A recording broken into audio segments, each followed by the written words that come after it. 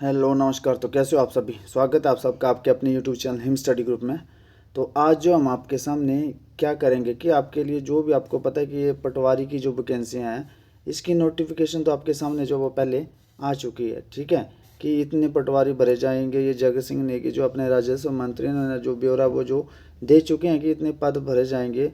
और न जो भी इसका हवाला देते हुए कहा कि 1292 करोड़ का शिवा प्रोजेक्ट जो है इसके तहत जो पटवारियों के पद भरे जाएंगे। ये नोटिफिकेशन आप सबको जो वो पता है कि इतने पद जो पटवारियों के भरे जाएंगे। लेकिन आज हम डिस्कस करेंगे कि अगर आप पटवारी एग्ज़ाम की तैयारी कर रहे हो या फिर कर रहे हो, जिसने कर लिया है वो भी और जो कर रहे हैं वो भी, इन सब के लिए ये जो वीडियो मोस्ट इंफॉर्मेटिव रहने वाली है। क्योंकि इसमें क्या डिस्कस करेंगे, इसमें एग्ज़ाम स्ट्रेटजी वो जो है हम वो डिस्कस करेंगे। आपको पता है कि सिलेबस तो आपको पता है कि क्या क्या है इसमें, जो वो ही रहता है हिंदी इंग्लिश ग्रामर जो पहले आपको कर रखा सिलेबस यहाँ आपको मेंशन कर दिए गए हैं। यहाँ भी दे सकते हो, यहाँ पीछे भी देख सकते हो।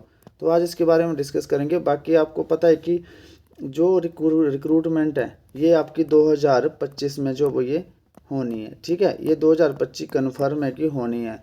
अब ये मार्च अप्रैल में होए या फिर उसके बाद होए, लेकिन जब भी होगी तो ये रिक्रूटमेंट ये कन्फर्म है कि अब 2025 में ये होनी है, ठीक है। बाकी सिलेबस आपको ये दे रखा है, यहाँ से आप दे सकते हो। बाकी आपके लिए डेली मॉक टेस्ट अपलोड होते हैं, ठीक है। शाम को 7:30 बजे डेली मॉक टेस्ट अपलोड होते हैं। आप उन मॉक टेस्टों को अटेंड कीजिए और आप हमारे टेलीग्राम चैनल से भी जुड़ सकते हैं, जिसका लिंक जो वो डिस्क्रिप्शन बॉक्स में दे रखा है।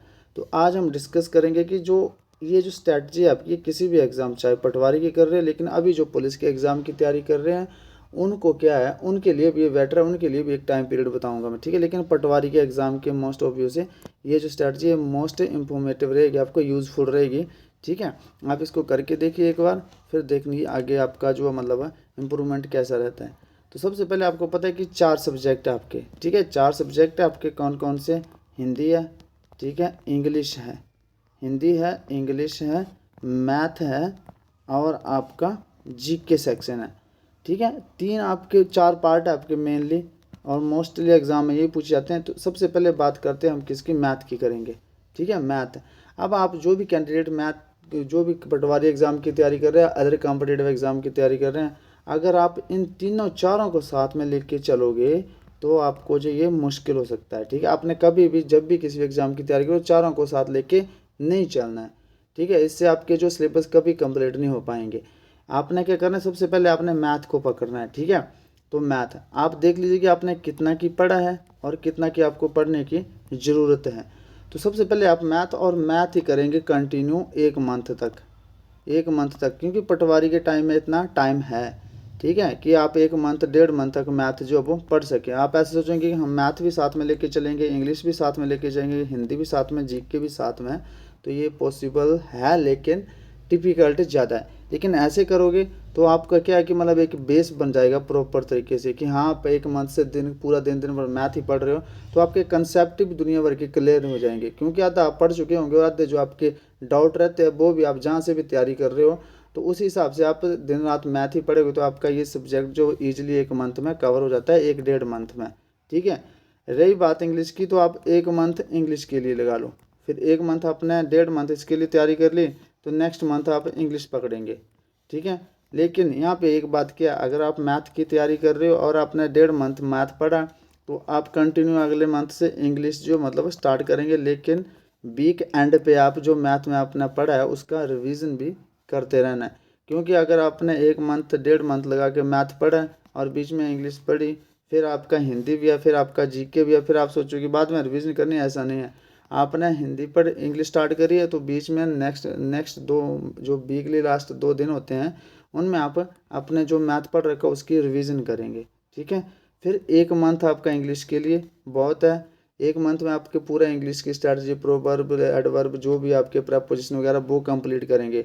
फिर नेक्स्ट मंथ आपकी हिंदी, हिंदी का क्या होता है, हिंदी और जीके आप 1 मंथ में कवर कर लोगे, 1 डेढ़ मंथ में, ठीक है। लगभग आपके पास 3-4 मंथ है पटवारी के एग्ज़ाम के लिए, 4-5 मंथ आप लगा के चलिए, इतने की तो लग जाएंगे, ठीक है। 4-5 मंथ आपके एग्ज़ाम के लिए लग जाएंगे। तो उससे नेक्स्ट 1 मंथ में आप क्या करेंगे, कवर हिंदी और एचपी जीके 1 डेढ़ मंथ में, क्योंकि आप तो पढ़ भी रखा है और ऐसा नील तो होता नहीं किसी का, सारे किसी न किसी एग्ज़ाम की तैयारी कर रहे होते हैं। लेकिन मेन ये है कि अगर 1 मंथ आप मैथ पढ़ रहे हो तो मैथ और इंग्लिश ये जो पढ़ रहे हो आप तो इनके साथ में रिवीजन भी लेके चलना है। ऐसा नहीं कि 3-4 मंथ बाद आप फिर मैथ पकड़ोगे तब तक आपको सब कुछ भूल जाएगा। आपने 1-1.5 मंथ मैथ पढ़ लिए पूरा, तो नेक्स्ट मंथ जो आपका, जब आप इंग्लिश की तैयारी कर रहे होंगे तो लास्ट के 2 वीक, लास्ट जो वीक के एंड होते हैं 2 दिन, वो आप मैथ की रिवीजन के लिए रखेंगे। ठीक है। फिर जब आप हिंदी स्टार्ट करेंगे और जीके स्टार्ट करेंगे, तब आप इंग्लिश और मैथ की रिवीजन भी साथ साथ ही करेंगे। बेशक एक आपका वीकली पूरा रहता है, 4 वीक होते हैं आपके एक मंथ में, तो 1 वीक आप पूरा मैथ और इंग्लिश की रिवीजन करेंगे, और आपके जो 2 वीक बचे हैं उसमें अपनी नेक्स्ट स्ट्रैटेजी है वो उसको अप्लाई करेंगे। आप ये स्ट्रैटेजी करके देखिए, आपको इसका बेनिफिट जरूर मिलेगा। ठीक है। क्योंकि आप सोच रहे हो कि मतलब अगर 6 मंथ है, 6 मंथ में आप सारे साथ लेके चलेंगे तो आपका एक भी कवर नहीं होगा ढंग से। तो ढंग से कवर करना है तो दिन रात आपको एक ही सब्जेक्ट पढ़ना पड़ेगा कंटिन्यूसली।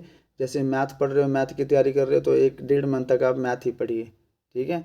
और साथ में फिर जैसे आपका मैथ से स्टार्ट कर रहे हो आप, तो नेक्स्ट मंथ जब इंग्लिश का स्टार्ट करोगे तो बीच के वीकेंड के 2 दिन आप मैथ को दीजिए। तो उस हिसाब से भी आपको 8 दिन मिल जाते हैं मैथ की रिवीजन के लिए। इस हिसाब से आपका पीछे से भूलेगा नहीं, और आगे का इंग्लिश का जो चला वो भी परफेक्ट रहेगा।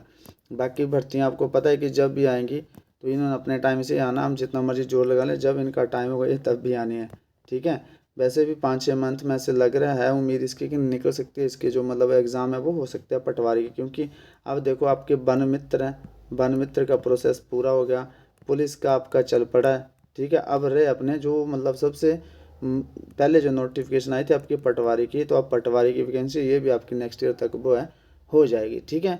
तो ये एक वीडियो थी जो आपके साथ शेयर करनी थी। बाकी सिलेबस ये है, आप सिलेबस पीछे भी देख चुके हैं, ये इन्फॉर्मेशन आपको पहले भी मिल चुकी है सारी जो है ये। तो ये जो इन्फॉर्मेशन थोड़ी सी आपको बतानी थी। तो आप अपनी तैयारी जो वो कंटिन्यू रखिए। आज जैसा कि आपके लिए मॉक टेस्ट डेली अपलोड होते हैं शाम को 7:30 बजे, आप उन मॉक टेस्टों को भी अटेंड कीजिए। वो मॉक टेस्ट जो आपके पटवारी एग्ज़ाम या पुलिस एग्ज़ाम कोई भी एग्ज़ाम, उन सब के लिए मोस्ट इंपॉर्टेंट रहने वाले हैं। तो ये था आज वीडियो बनाने का पर्पज़। तो मिलते हैं नेक्स्ट सेशन में, तब तक के लिए जय हिंद, जय भारत।